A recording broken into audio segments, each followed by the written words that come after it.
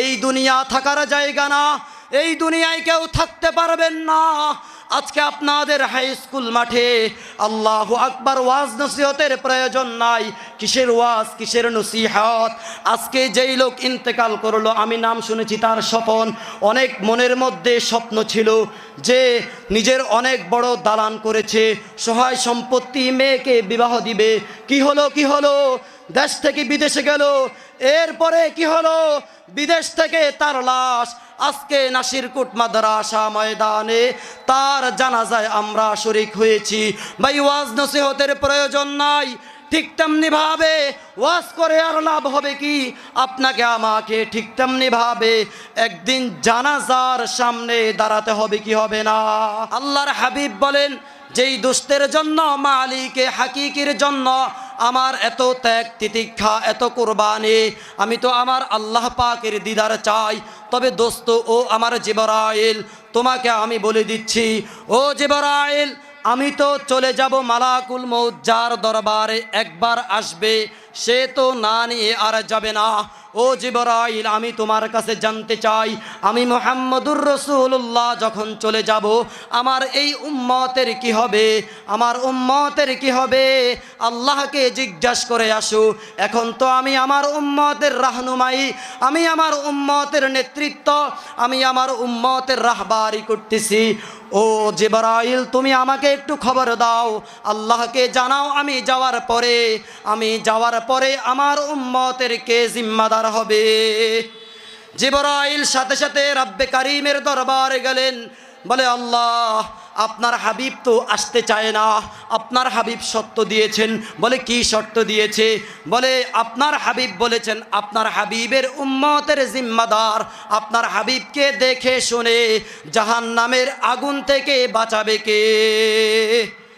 এই কথা শোনার পর আল্লাহ রাব্বুল ইজ্জত বলে, আমার দোস্তকে বলো, আমি আল্লাহ পাক রব্বুল আলামিন উম্মতের উলামায়ে কেরামের নেতৃত্ব দিয়া, উম্মতের উলামায়ে কেরামকে নায়েবে নবী বানাইয়া তাদেরকে পথভ্রষ্ট করব না, তাদেরকে হেদায়েতের পথে রেখে আমি আল্লাহর কাঙ্ক্ষিত ঘোষণাকৃত পুরস্কার জান্নাতের মালিক বানায়া দিব। বলি সুবহানাল্লাহ। এবার জিবরাইল আসলেন, বলে, ইয়া রাসূলুল্লাহ, সংবাদ পায়া গেছি, সুসংবাদ। বলে, কি সুসংবাদ? বলে, আল্লাহ পাক আপনার উম্মতের অভিভাবক। এইবার আল্লাহর হাবিব বলে, আমার আর কোনো টেনশন নাই, আল্লাহকে বিগিয়া বলো আমি আল্লাহ পাক রব্বুল আলামিনের দিদার লাভ করতে চাই। সাথে সাথে মালাকুল মউত চলে আসলেন। আল্লাহর হাবিব বললেন, আল্লাহুম্মা বির রফিকিল আ'লা, উত্তম বন্ধুর সাক্ষাৎ চাই, উত্তম বন্ধুর সাক্ষাৎ চাই। সাথে সাথে আল্লাহু আকবার, আল্লাহ পাক তার হাবিবকে এই জগৎ ত্যাগ করে আল্লাহ পাকের সান্নিধ্যে নিয়ে গেলেন। বলে সুবহানাল্লাহ। পরামুশি চারা কর দি তু আইদুস, কসম আল্লাহ নমি করদম পরামুশ, দিল মেরা তজকিরে কিয়া এক আরবী নে, মক্কি মাদানিয়ু হাশমি মুত্তালিবি হে। আল্লাহর হাবিব চলে গেলেন। আল্লাহর হাবিব যাওয়ার পর সাহাবায়ে কেরাম কান্নার রোল পড়ে গেল। ওমরে ফারুক তরবারি নিয়ে দৌড়ায়। বলে, যে বলবি আল্লাহর হাবিব ইন্তেকাল করেছেন তার গর্দান উড়াইয়া দিব। আবু বকর সিদ্দিকের কাছে খবর গেল। বলে, ওমর তো পাগল হয়ে গেছে। আল্লাহু আকবার, কুল্লু নাফসিন যায়িকাতুল মাউত সুম্মা ইলাইনা তুরজাউন।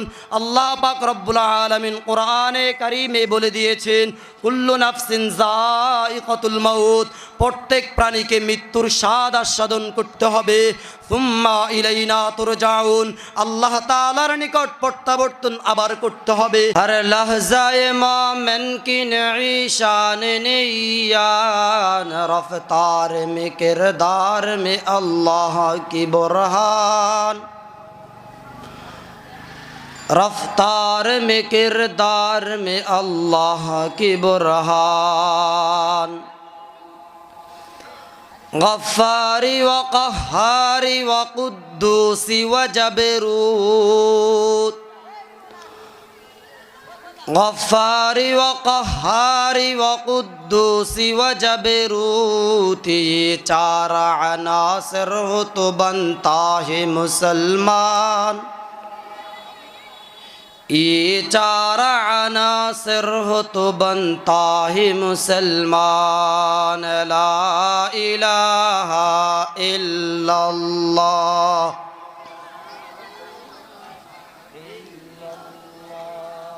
ला इलाहा इल्लल्लाह।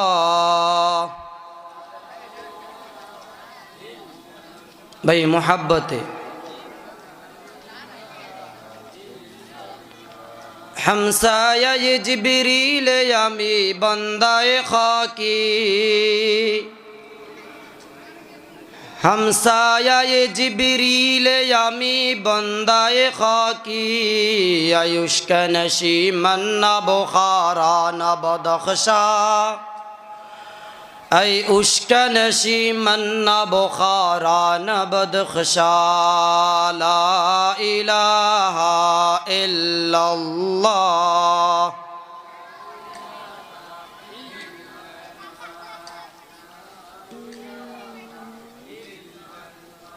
मा दर्द जहा गैर खुदा यार नदारीम, मा दर्द जहा गैर खुदा यार नदारीम, जुज़ याद खुदा हीच दिगर कार नदारीम, जुज़ याद खुदा हीच दिगर कार नदारीम। ला इलाहा इल्लल्लाह,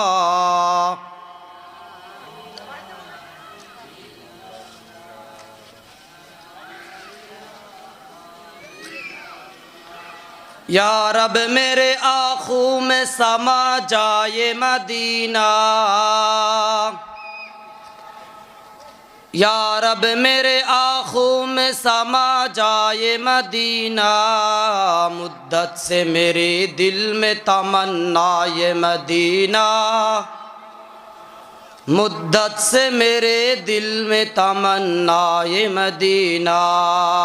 ला इलाहा इल्लल्लाह,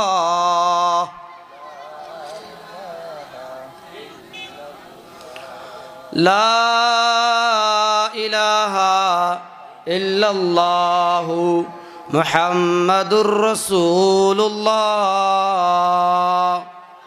सल्लल्लाहु अलैहि वसल्लम, सल्लल्लाहु अलैहि वसल्लम।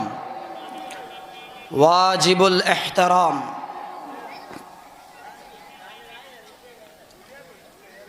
सम्मानित उलमाए कराम, मुरब्बियान आवाम, बेरादरान इस्लाम, अल्लाह जल्ला जलालुहु अम्मा नवालुहु ঐতিহ্যবাহী জামিয়া ইসলামিয়া মুহাম্মাদিয়া নাসিরকোট মাদ্রাসার 2 দিন ব্যাপী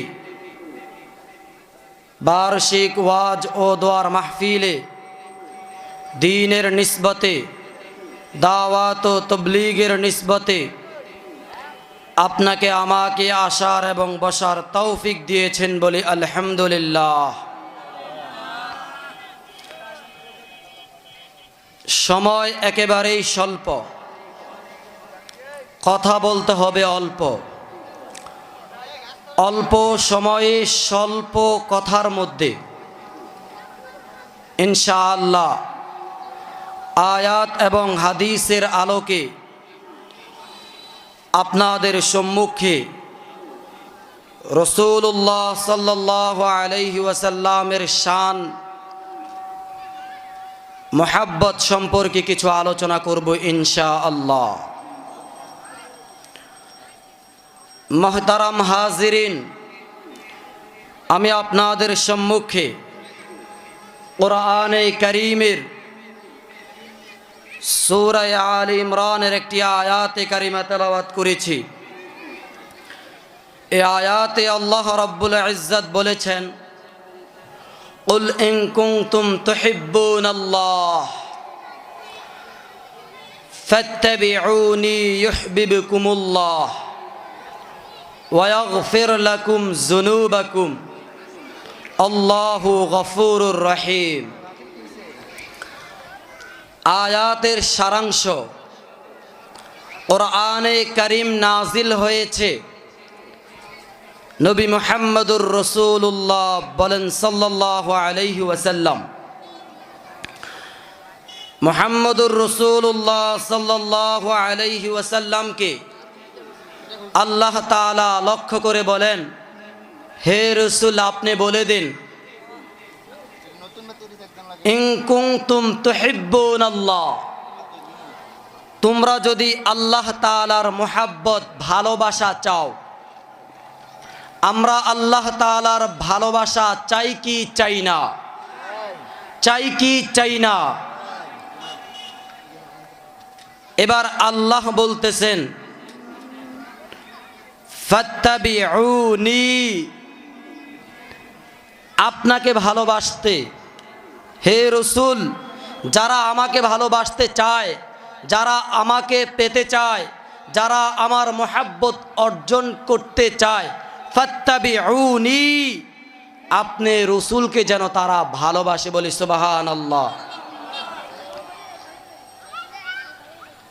ইউহিব্বুকুমুল্লাহ, যারা আপনি রাসূলুল্লাহ সাল্লাল্লাহু আলাইহি ওয়াসাল্লামকে ভালোবাসবে, অটোমেটিক আমি আল্লাহ তাআলাকে ভালোবাসা হয়ে যাবে। বলি সুবহানাল্লাহ।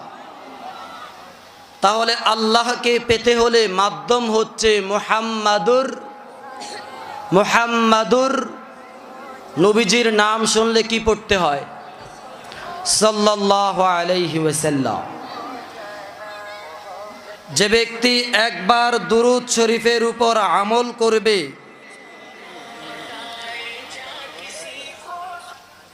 আল্লাহর হাবিব সাল্লাল্লাহু আলাইহি ওয়াসাল্লাম বলেছেন তার উপরে 10টা রহমত নাজিল হয়। বলি সুবহানাল্লাহ।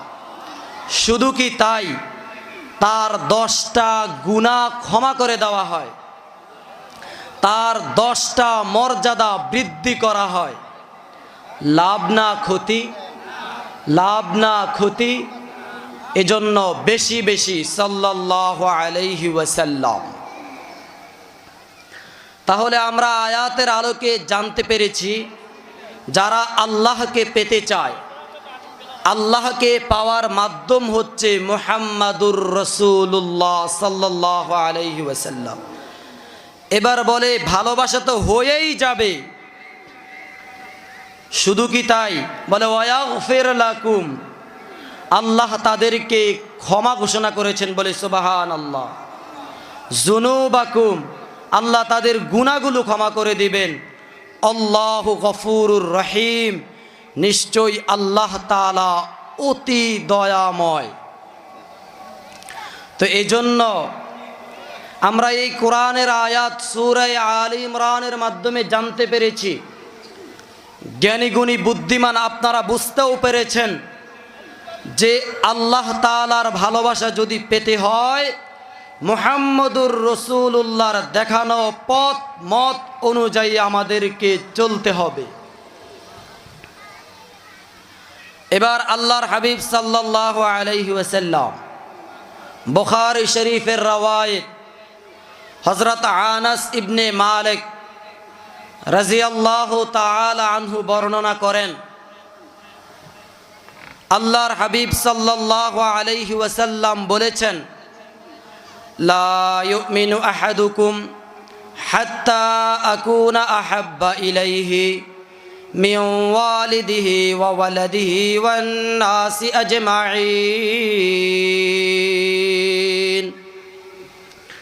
আল্লাহর হাবিব সাল্লাল্লাহু আলাইহি ওয়াসাল্লাম বলেছেন, তোমরা কেহই মুমিন না।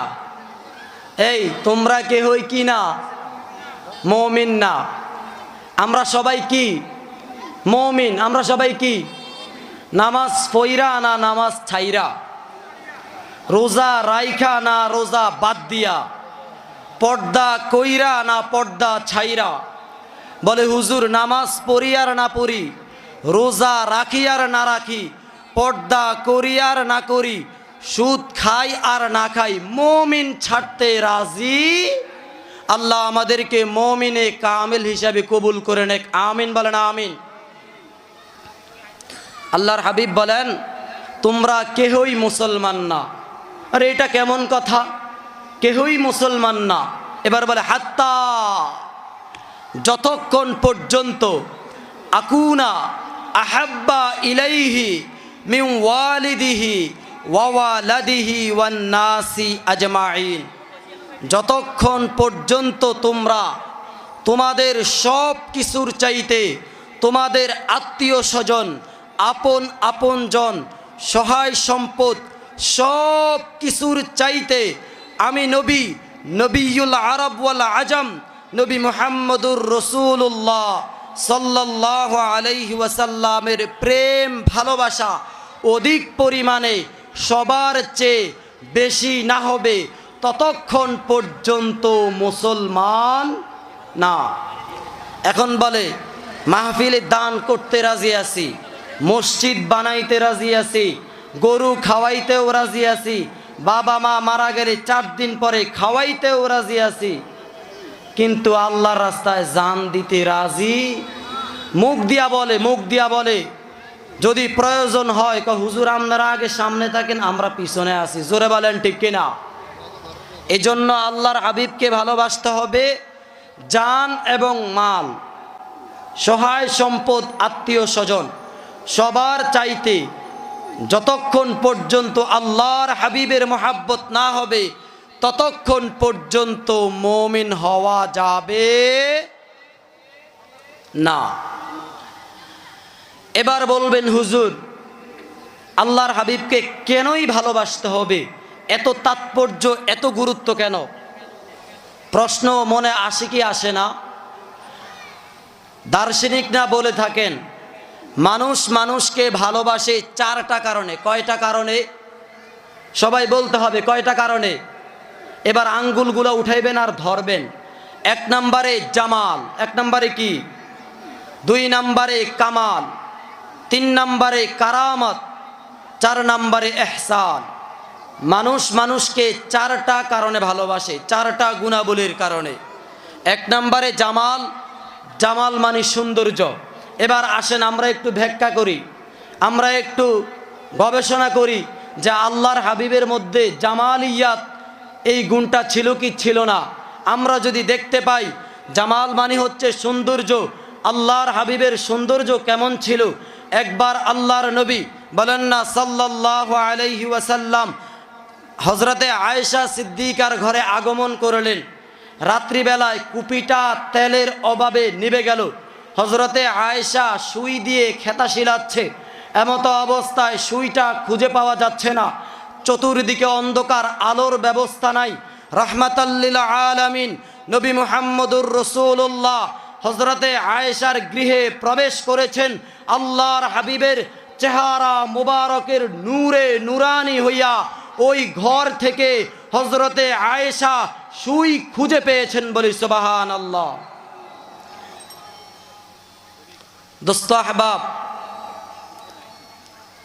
আল্লাহর হাবিবের সৌন্দর্য সম্পর্কে একবার জিজ্ঞাসা করা হয়েছিল। হযরতে আয়েশা বললেন, সাইয়্যিদুনা ইউসুফ আলাইহিস সালাতু ওয়াস সালামের সৌন্দর্য দেখে মিশরের মহিলারা তারা তাদের হাতের আঙ্গুল কেটে ফেলেছে। তারা যদি আপনার আমার আকা নবী মুহাম্মদুর রাসূলুল্লাহ সাল্লাল্লাহু আলাইহি ওয়াসাল্লামকে দেখতেন, তারা তাদের গলা কেটে ফেলতো। বলি সুবহানাল্লাহ। এজন্য কোন এক কবি বলেছেন, লাওয়াহিউ যুলাইখা লারাইনা জাবিনাহু লা আসারনা বিল কতইল কুলুব আলাল ইয়াদাই। লাওয়াহিউ যুলাইখা লারাইনা জাবিনাহু লা আসারনা বিল কতইল কুলুব আলাল ইয়াদাই। আম্মা জান আয়েশা রাদিয়াল্লাহু তাআলা আনহা বলেন, মিশরের মহিলারা সাইয়্যিদুনা ইউসুফ আলাইহিস সালাতু ওয়াস সালামের সৌন্দর্য দেখে তারা তাদের হাতের আঙ্গুল কেটে ফেলেছে। তারা যদি আপনার আমার আকা নবী মুহাম্মদুর রাসূলুল্লাহ সাল্লাল্লাহু আলাইহি ওয়াসাল্লামকে দেখতেন, তারা তাদের গলা কেটে ফেলতো, তারপরেও সৌন্দর্য দেখা শেষ হইতো না।